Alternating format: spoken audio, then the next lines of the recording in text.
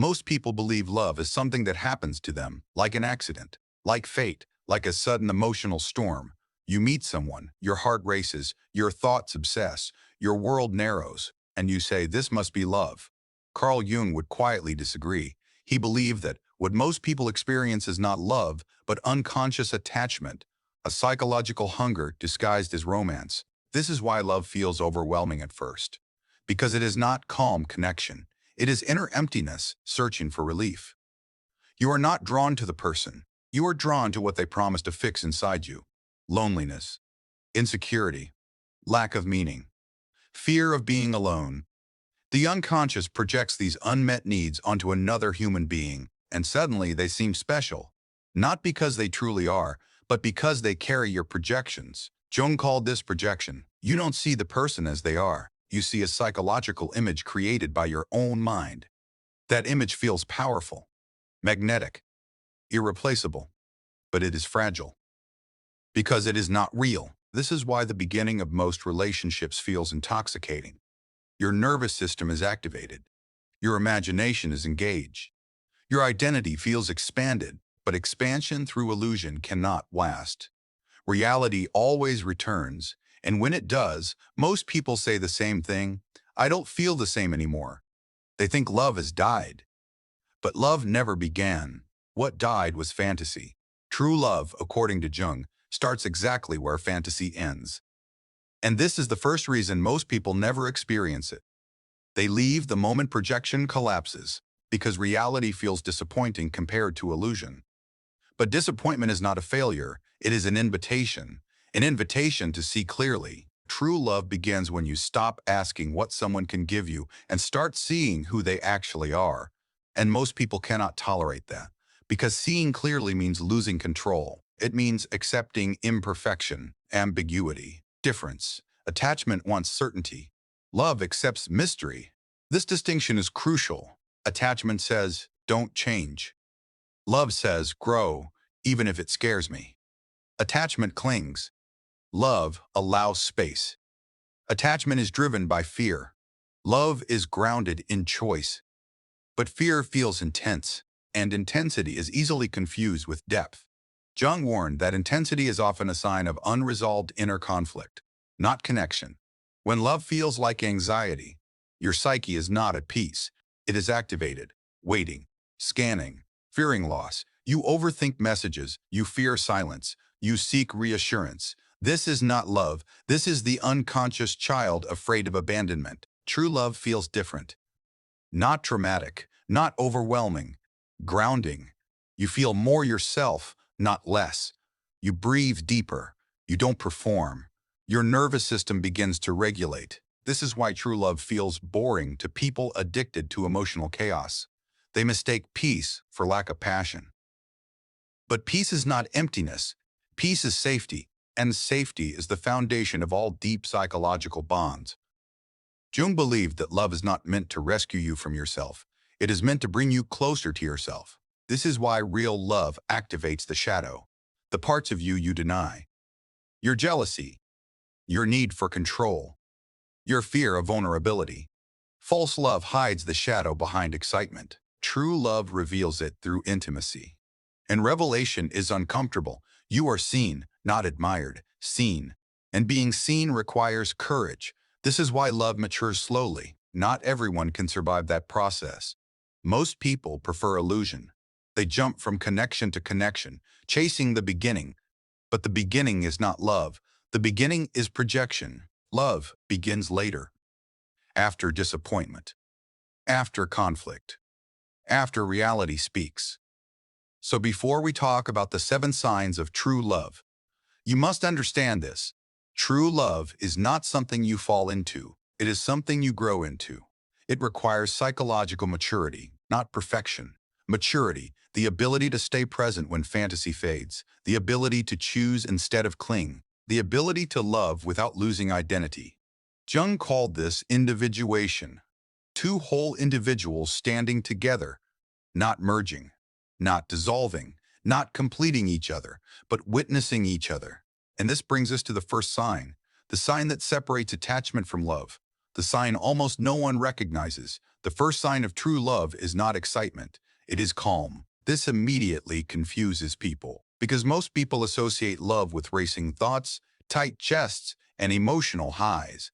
But Jung understood something crucial. Anxiety is not passion. Anxiety is fear wearing the mask of desire. If a relationship constantly keeps your nervous system on edge, if you feel alert instead of at ease, if silence creates panic, your psyche is not bonding. It is protecting itself. Attachment activates survival. True love activates safety.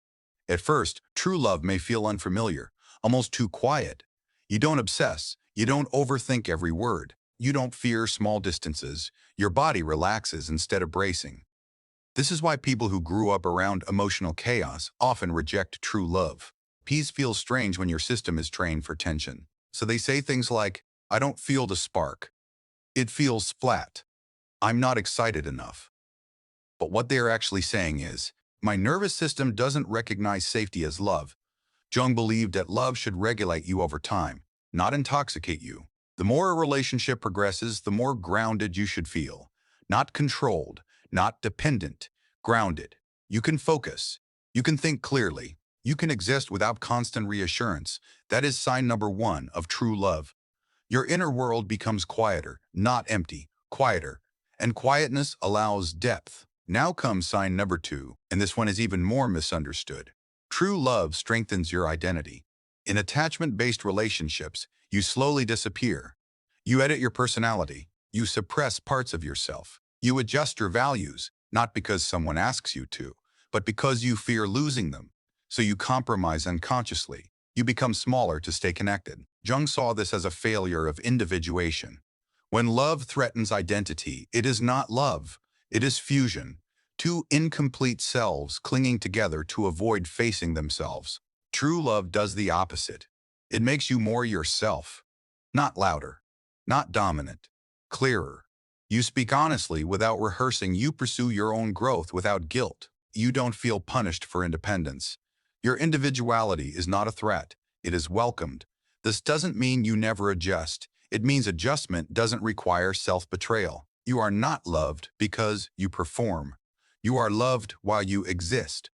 Jung believed that love between two people should support individuation, not sabotage it. If being with someone pulls you away from your values, your purpose, your authenticity, the bond is feeding on you, not growing with you. True love creates expansion, not the explosive kind, the subtle kind. You become more curious, more aware, more emotionally mature. You don't abandon yourself to be chosen. You are chosen because you are yourself, and this creates stability. Stability that doesn't need constant reassurance. Now let's address something important. True love does not mean there is no fear. It means fear is not in control. You may still worry sometimes. You may still feel vulnerable. But vulnerability does not equal insecurity. In true love, vulnerability is met with presence, not withdrawal, not manipulation, not punishment, which leads us to something Jung emphasized deeply. Projection must dissolve for love to survive. And this brings us to sign 3. But before we reach that, you need to understand why projection is so powerful. Projection allows you to avoid reality. You don't love the person. You love what they represent.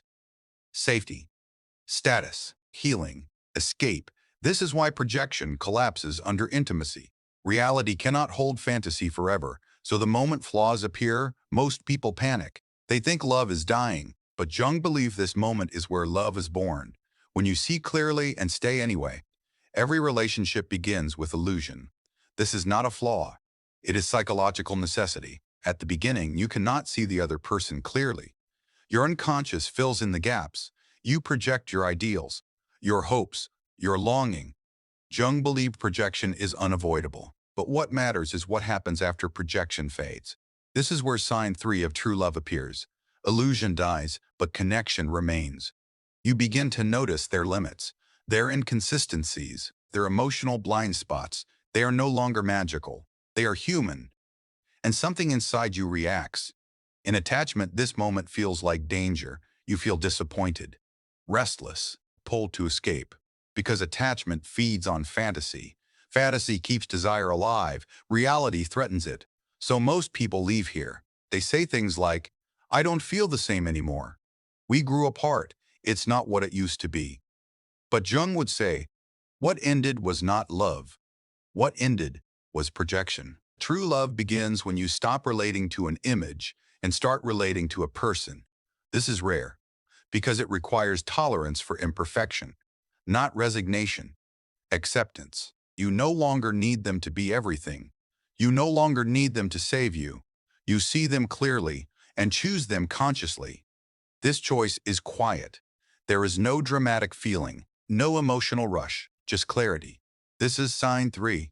You don't stay because you're afraid to leave. You stay because you're afraid to leave. You stay because you see reality and it no longer threatens you. Now comes sign number 4, and this is where most people misunderstand love completely. Conflict no longer threatens the relationship.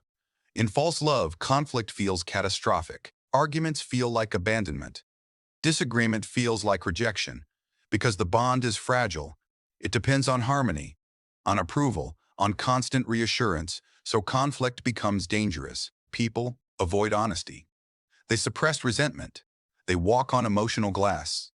But suppressed conflict does not disappear. It rots. Jung believed conflict is inevitable when two psyches meet, not because love is weak, but because individuality exists. True love does not require sameness. It requires dialogue. In true love, conflict is not about winning. It is about integration. You don't fight to dominate. You fight to understand. You don't attack the other person's character. You explore differences in perspective. And most importantly, the bond does not feel at risk. You are not terrified of being abandoned for being honest. This is crucial because fear silences truth, and without truth, intimacy is impossible. Jung saw conflict as a mirror of the shadow. The shadow is everything you deny in yourself. Anger, neediness, control, insecurity. Intimacy brings the shadow to the surface. False love avoids this. True love faces it. When conflict appears, you don't immediately blame the other. You reflect. You ask, what is this revealing about me? This is psychological maturity. And maturity transforms conflict into growth. You become more aware, more regulated, more integrated. This does not mean arguments disappear. It means they become constructive.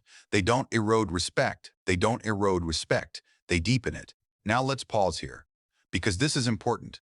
Many people believe that love means never hurting each other. That belief destroys relationships, because growth hurts. Truth hurts. But there is a difference between pain that wounds and pain that awakens. True love contains pain without cruelty. It allows discomfort without punishment. And this creates trust, not the fragile kind, the deep kind.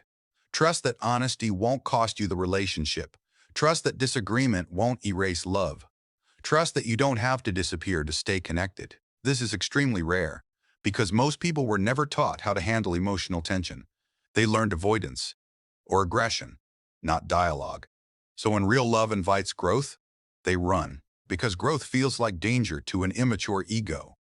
But to a mature psyche, growth feels meaningful. And this meaning is what keeps true love alive. Now we're approaching something critical, because once illusion dissolves and conflict no longer threatens survival, the relationship shifts again. Attachment loosens, fear recedes, and love becomes something else entirely. Once illusion has dissolved and conflict no longer threatens survival, something subtle but powerful emerges. Safety, not physical safety. Psychological safety. This is sign 5 of true love. You feel safe to be honest. Not brutally honest, not careless, but real. You don't calculate every word. You don't hide weakness to maintain value. You don't fear that truth will cost you the relationship. In false love, honesty feels dangerous. You wonder, if I say this, will they pull away? If they see this side of me, will I be rejected? If I express this need, will I become a burden? So you filter yourself, and filtering slowly destroys intimacy. Jung believed that without psychological safety, love becomes performance. You are not relating as you are acting as who you think you must be. This creates distance, even in closeness. True love removes this fear gradually. You can admit confusion. You can express doubt. You can say, I don't know, without losing respect. You are not punished for vulnerability, not emotionally, not subtly. Silence is not weaponized. Affection is not withdrawn to control you. This matters more than romance. Because without safety, love becomes a negotiation. With safety, love becomes a dialogue. And dialogue is where intimacy lives. Now, this safety does not mean comfort all the time. It means trust. Trust that your honesty won't be used against you later. Trust that mistakes won't define your worth.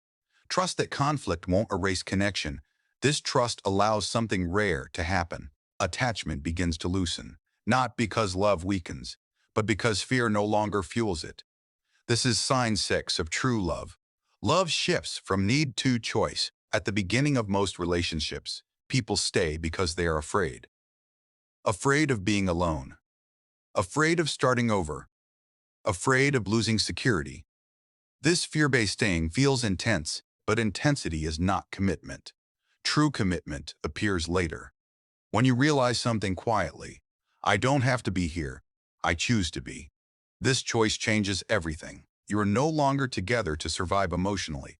You are together to share life consciously.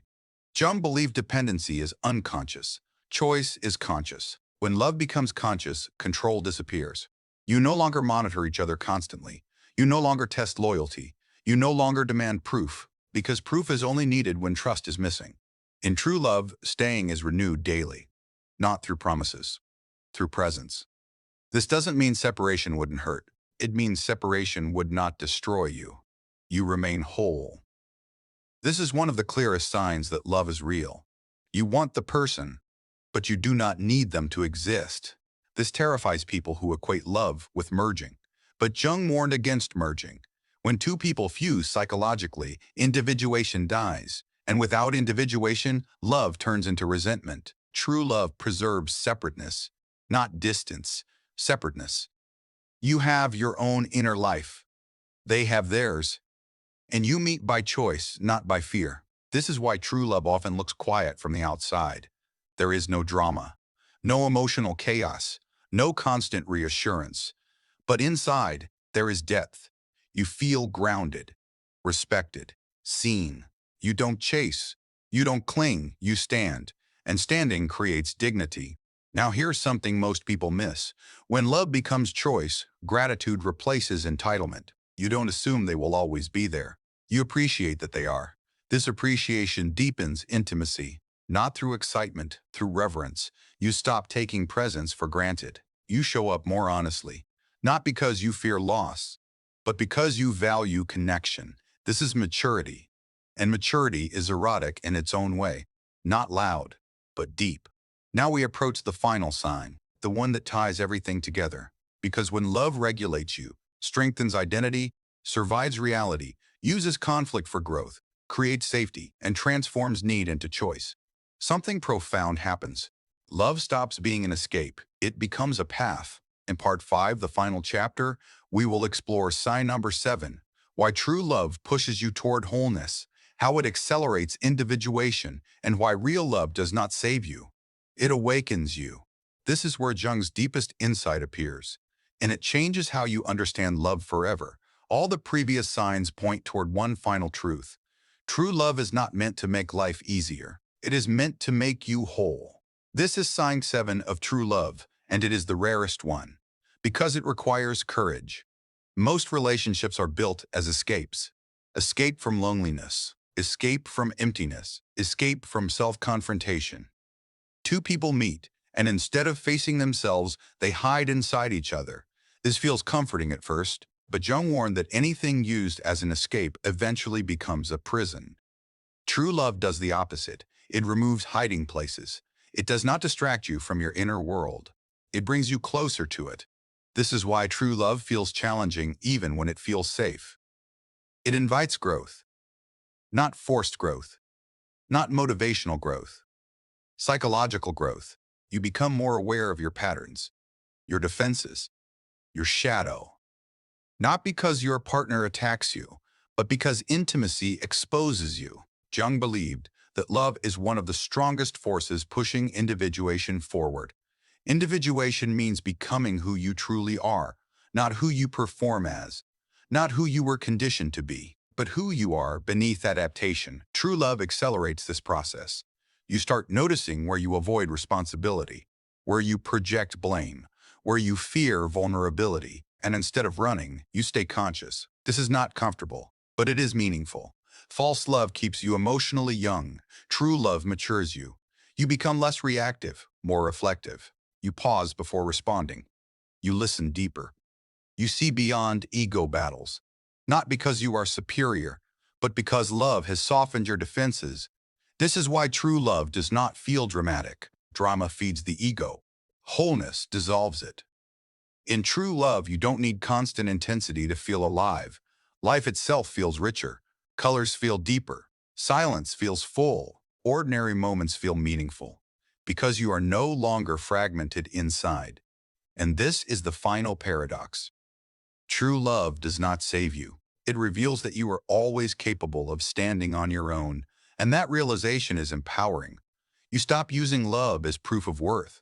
You stop measuring yourself through another's desire. You love freely, not to be validated, not to be completed, but to share. This is why true love is rare. It demands two people who are willing to face themselves, two people who can tolerate truth, ambiguity, growth. Most people don't want this. They want certainty, comfort, reassurance. They want to be needed. But true love does not need you.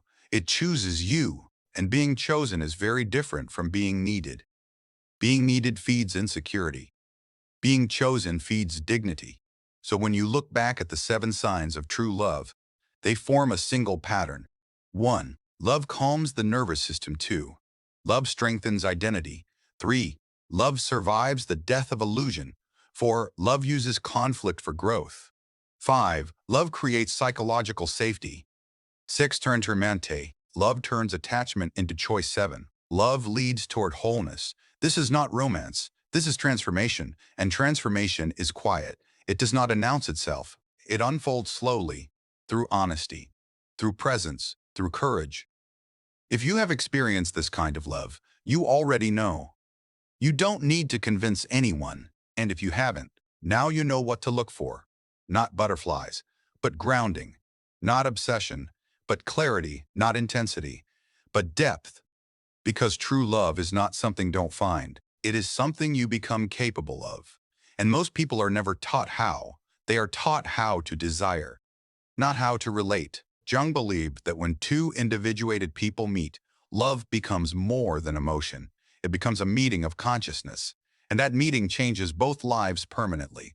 Not by rescuing them, but by awakening them.